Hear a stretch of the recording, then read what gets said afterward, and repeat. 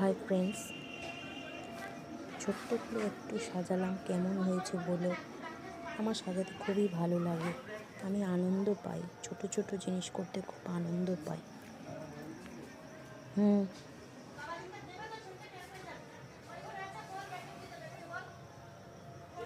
আমার মেয়ে যখন ছোট ছিল, ছোট থেকেই সাজাতাম, এখন বড় হয়ে গেছে তাও সাজাই।